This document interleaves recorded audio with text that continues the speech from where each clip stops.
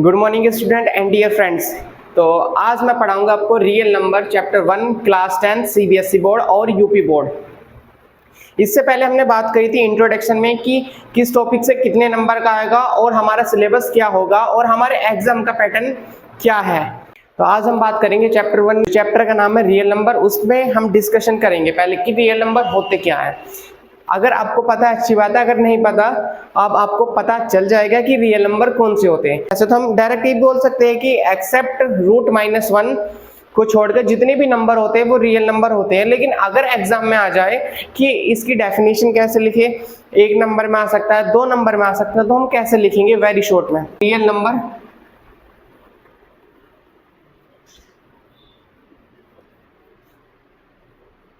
The set of all rational numbers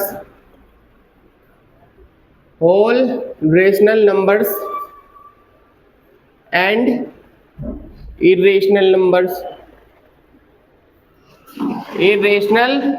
numbers is called the set of real number। और करके हम लिख सकते हैं ए number which can be represented on real line is called the real number। Real line कैसी, यहां से ले लिया हमने, बीच में 0 1 2 3 ऐसे इधर को चला जाएगा, फिर -1 -2 और -3। ये होती है हमारी क्या, रियल लाइन। जो रियल नंबर की हमने डेफिनेशन लिखी उसमें किसकी बात है, रेशनल नंबर की और इरेशनल नंबर की। अभी हम इसमें बात करेंगे कि रेशनल नंबर कौन से होते हैं। Rational number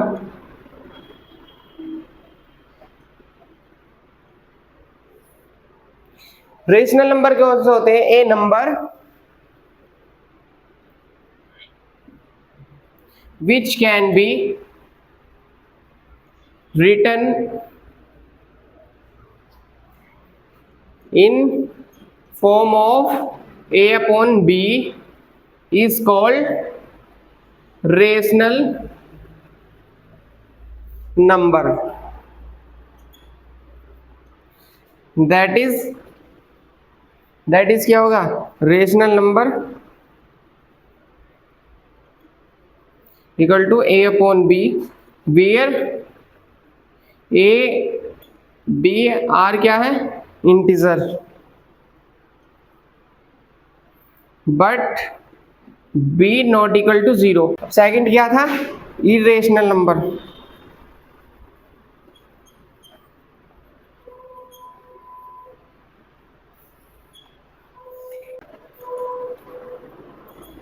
A number whose cannot be find square root is called irrational number।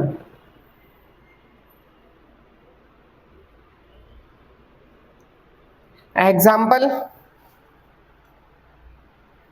√2 √3 √7 √11 etcetera.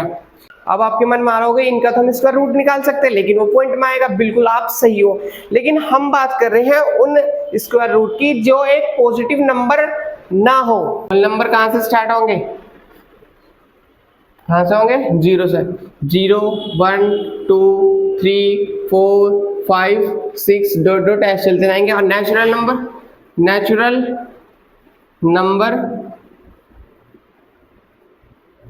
Start होंगे कहां से, 1 से। 1 2 3 4 5 6 डॉट डॉट ऐसे ही आगे तक।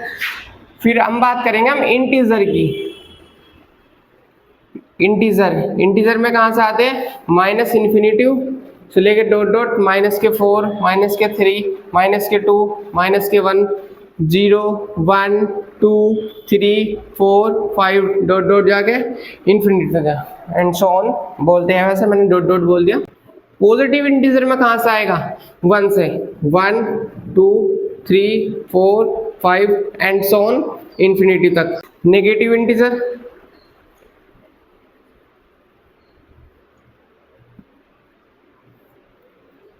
माइनस इन्फिनिटी से माइनस के 4 माइनस के 3 माइनस के 2 माइनस के 1।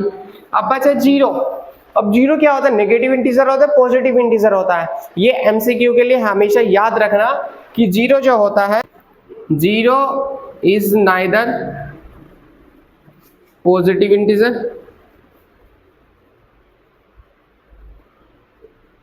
Nor negative integer. 0 is only integer। अब हम बात करते हैं एक्सरसाइज 1.1 की। पहले हम डिस्कस करेंगे एनसीईआरटी की बुक से जितनी भी प्रॉब्लम होंगे उन्हें सॉर्ट आउट करेंगे। देन जब हमारे पास टाइम बचेगा उसमें करेंगे हम आरएस अग्रवाल से एनसीईआरटी। एंड इसमें लिखा भी है, देखो ये रहा, यहाँ पे लिखा है एनसीईआरटी। क्वेश्चन नंबर फर्स्ट क्या है? इसमें बोल रहा है कि express each number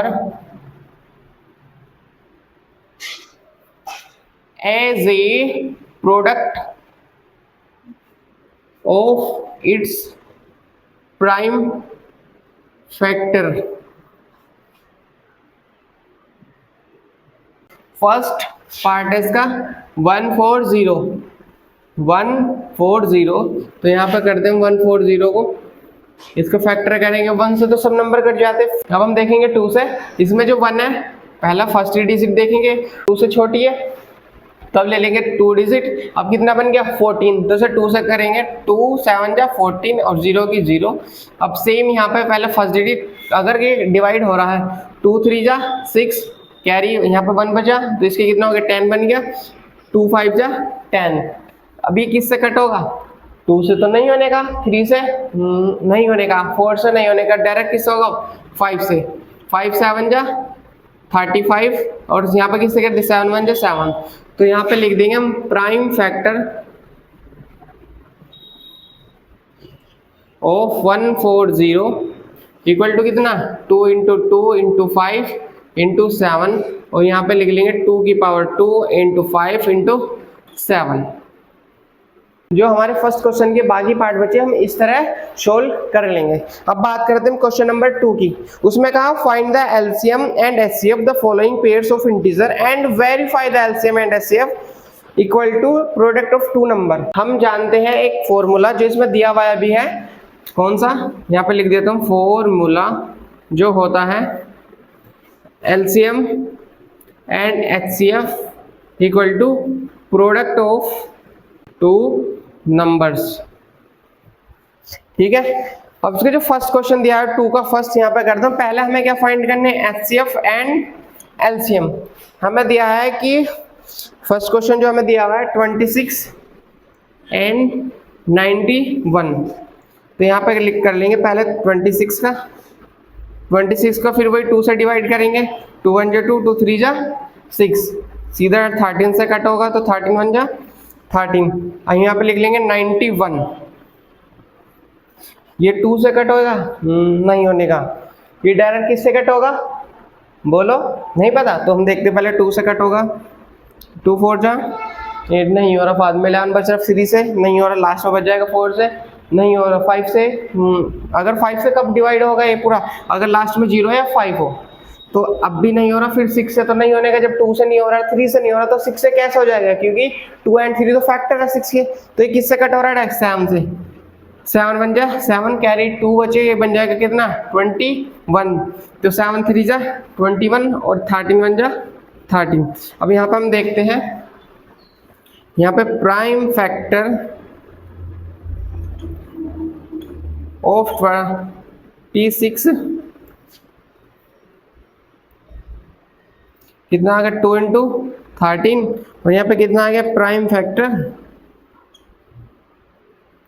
of 91 equal to कितना हो गया 7 इंटू 13। अब इनमें जो कॉमन है पहले उसे हाईलाइट कर लो। अब इसमें 2 एंड 7 कॉमन है नहीं है, 13 हाँ है तो लिख लो यहाँ पे, ठीक है। तो यहाँ पे क्या आ जाएगा HCF ऑफ किसका 26 एंड 91 इक्वल टू कितना आ गया 13। अब अगर एलसीएम की बात करें तो LCM of 26 and 91 equal to कितना आएगा, पहले जो कॉमन है उसे लिख लिया 13 एंड जो बचे हुए नंबर है जो कॉमन नहीं है उन्हें लिख लो सबको। यहाँ 2 लिख लिया एंड ये वाला 7 लिख लिया, तो कितना आ गया यहाँ पे 13 2 जा 26, 26 7 जा, यहाँ पे कर लेते हैं जल्दी से, 7 6 जा 42 का 2 कैरी 4 7 4 कितना आ गया 182।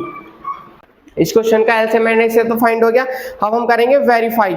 वेरीफाई कैसे करना था, हम करेंगे वेरीफाई। वेरीफाई के लिए हमारे पास क्या फॉर्मूला दिया था, HCF and LCM equal to product of two number.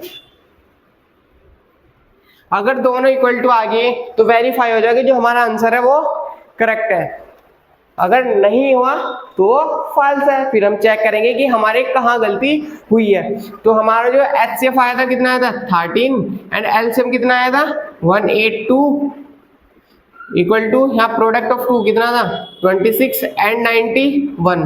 तो यहाँ पे 13 1 जा 13 13 2 जा 26 या 19 1 जा 19 19 2 जा 182। तो कितना आ गया 1 इंटू 2 इक्वल टू 2 इंटू 1। तो यहाँ पे कितना आ गया 2 इक्वल टू 2 वेरीफाइड। इसी तरह जो क्वेश्चन नंबर 2 के जो दो पार्ट बचे सेकंड एंड थर्ड उसे हम सोल्व कर लेंगे। अब हम बात करें क्वेश्चन नंबर 3 की। उसने कहा find the LCM and HCF of the following integer by applying the prime factorisation method. 1 by 1 करके पहले 12 का 2 6 जा 12। अब तो पता लग गया होगा मैंने कि 2 से करेंगे, फिर 2 3 जा 6 3 1 जा 3। अब करेंगे हम 15 का, ये 2 से तो कट नहीं होने का तो किससे हो रहा है 3 से, 3 5 जा 15 और 5 1 जा 5 21। ये भी किससे होगा 2 से नहीं होने का, 2 1 जा 2 तो हो रहा है लेकिन ये 1 बच जाएगा। किस हो रहा है 3 से, 3 7 जा 21 7 1 जा 7। अब देखो यहाँ पे क्या क्या कॉमन है, यहाँ 2 तो कॉमन है ही नहीं, यहाँ केवल क्या है 3 कॉमन है तो 3 हो गया, यहाँ पे 5 भी नहीं 7 भी नहीं है। HCF of 12 15 and 21 equal to कितना आ गया 3। LCM of 12 15 and 21 equal to कितना आ गया, पहले जो HCF है उसे लिख लेंगे 3 एंड जो बाकी नंबर बचे उन्हें लिख लेंगे 2 बचा या 2 5 इंटू 7 3 2 जा 6 6 5 जा 30 और 32 जा 60 60 7 जा कितना हो गया 4 2 0। इसी तरह इसके बाकी पार्ट हम कर लेंगे। इसी तरह क्वेश्चन नंबर 4 है, बहुत इजी है। हम उसमें फॉर्मूला लगाएंगे HCF and LCM equal to product of two numbers में दिया हुआ है HCF इक्वल टू 9, वो किसका है 306 का और 657 का। HCF की जगह लिख लेंगे कितना 9 एंड एलसीएम फाइंड करना, एलसीएम को छोड़ देंगे, प्रोडक्ट ऑफ टू नंबर्स कितना लिख लेंगे, प्रोडक्ट ऑफ टू नंबर की जगह क्या लिख लेंगे 306 एंड 657, उससे हमारा एलसीएम फाइंड हो जाएगा। नोट क्या है, नोट लिखा है if any number end with digit 0 then it should be divisible by 10। अगर किसी भी नंबर की जो एंड डिजिट है वो 0 है तो किससे डिवाइड होना चाहिए 10 से, और किससे होना चाहिए क्योंकि 10 है, 10 के फैक्टर क्या होते हैं 2 एंड 5, तो 2 एंड 5 से भी डिविजिबल होगा। चेक वेदर 6 की power n can and with digit 0 for any natural number. ये कितना दिया है 6 की पावर n, तो पहले हम 6 के फैक्टर कर लेते हैं। कितने फैक्टर है इसके 2 into 3, since 6 has no factor 5, therefore 6 cannot be divisible by 10। यह क्या इसके फैक्टर क्या 2 एंड 5, क्योंकि इसके पास केवल 2 फैक्टर है, hence 6 की power n can not be end with digit 0। Question number 6 क्या है, उसने कहा explain why 6 into 11 into 13 plus 13 and 7 into 6 into 5 into 4 into 3 into 2 into 1 plus 5 are composite number. उसने कहा कि एक्सप्लेन करो कि ये नंबर दिए हुए दोनों कि क्यों कंपोजिट नंबर है। इससे पहले हमें पता होना चाहिए कंपोजिट नंबर कौन से होते हैं। इससे पहले हम बात करेंगे composite number and prime number. Prime number कौन से होते हैं? ए number having only two factors, one and itself is called prime number। Example जैसे हमने 2 ले लिया, 2 के पास क्या फैक्टर केवल 2 होने चाहिए, या तो खुद हो या फिर उसका एक हो। अब देखो इसका है 2 को आते हम 1 से डिवाइड कर सकते हैं या फिर 2 से ही कर सकते हैं। अब दूसरा नंबर ले लिया हमने क्या 3 ले लिया, 3 के क्या फैक्टर हो गए, या तो 3 खुद से डिवाइड हो सकता है या फिर 1 से डिवाइड हो सकता है। अब हमने ले लिया क्या बताओ क्या ले लूं, हमने ले लिया 7, 7 या तो 1 से डिवाइड हो सकता है या फिर 7 से हो सकता है। इसी तरह जो खुद से डिवाइड हो सकता है या फिर 1 से। अब यहाँ क्या आता है composite number. A number having more than 2 factor, more than 2 factors is called composite number। अब यहाँ पे एग्जांपल ले लो, जैसे हमने ले लिया क्या 4 ले लिया, 4 के कितने फैक्टर है, एक तो 1 ही हो गया, 1 से डिवाइड हो जाएगा, 2 से हो जाएगा, फिर किससे 4 से हो जाएगा। कितने फैक्टर इसके 1 भी होगा, 2 भी होगा, 4 भी होगा। अब ले लिया यहाँ पे 6, 6 के क्या होगा 1 से डिवाइड हो जाएगा, 2 से डिवाइड हो जाएगा, 3 से डिवाइड हो जाएगा और 6 से खुद से डिवाइड हो जाएगा। फिर ले लो यहाँ पे कितना 8 ले लो, 8 1 से डिवाइड हो जाएगा, किससे 2 से, 4 से एंड 8 से। कितने देखो इसके 3 आए थे, इसके 3 और इसके 4, सॉरी इसके 4 फैक्टर। हमने जिस कंपोजिट नंबर को, कंपोजिट नंबर क्या होगा जिसके 2 से ज्यादा फैक्टर होंगे। इसके देखो 1 2 3 है तो कंपोजिट, इसके 4 है ये कंपोजिट नंबर, इसके कितने हैं 4, ये भी क्या होगा कंपोजिट नंबर। लेकिन प्राइम नंबर कौन है जिसके केवल 2 फैक्टर होते हैं, इसके 2 इसके 2 इसके 2, ये प्राइम नंबर। तो अब हम क्वेश्चन सोल्व करते हैं। सॉल्यूशन अब यहाँ पे पहले इसे सोल्व करेंगे। 7 इंटू 11 इंटू 13 प्लस 13, इसके 2 से ज़्यादा फैक्टर होने चाहिए। यहाँ देखो इन दोनों में क्या है, इन दोनों में इसमें ये एक टर्म और ये सेकंड टर्म, इसमें 13 है और इसमें भी 13, दोनों में से कॉमन ले लिया, 13 कॉमन ले लिया, अंदर कितना बचा यहाँ पे 7 इंटू 11 प्लस 1, यहाँ कितना आ गया 13 इंटू 7 इंटू 11 कितना हो गया 77 प्लस 1 कितना हो गया 13 इंटू ये कितना 78। अब डायरेक्ट इसके फैक्टर का लिख सकते हैं हम, या फिर इनके मल्टीप्लाई में 1 भी लिख सकते हैं। केवल हमेशा इस तरह लिखेंगे 13 इंटू 78 के क्या फैक्टर होंगे 13 6 78 इंटू 1। अब देखो कितने फैक्टर हो गए, इसका खुद ही था, वैसे ये दोनों एक ही काउंट होगा लेकिन 6 एंड 1, तो 1 फैक्टर 2 फैक्टर एंड 3, और लेकिन कंपोजिट के लिए कितना होना चाहिए 3 factor. 7 into 11 into 13 plus 13 is composite number. क्यों है, because 7 into 11 into 13 plus 13 has क्या है, has more than 2 factors. 7 into 6 into 5 into 4 into 3 into 2 into 1 plus 5। अब देखो ये भी कितना है, इस ये पूरी एक टर्म होगी और ये सेकंड, क्योंकि बीच में प्लस है। 5 कॉमन ले लिया तो अंदर कितना बचा 7 इंटू 6, 5 तो कॉमन ले लिया तो यहाँ 4 इंटू 3 इंटू 2 इंटू 1 प्लस 1, यहाँ कितना आ गया 5, इनकी मल्टीप्लाई कर दो 7 6 42, 7 2 42 इंटू इनकी कितना 12 2 24 और 1 की तो 1 आएगी प्लस 1। मैं इनकी मल्टीप्लाई करके डायरेक्ट लिख देता हूँ यहाँ पर, ये कितना है इनकी मल्टीप्लाई करके 1008 प्लस 1 इक्वल टू यहाँ कितना है 5 इंटू 1009। इसके फैक्टर कर सकते हैं, लेकिन मैं यहाँ पे क्या लिख रहा हूँ, इसे इस तरह लिख सकते हैं ना 5 इंटू 1009 इंटू 1, अब भी क्या मोर देन 2 फैक्टर।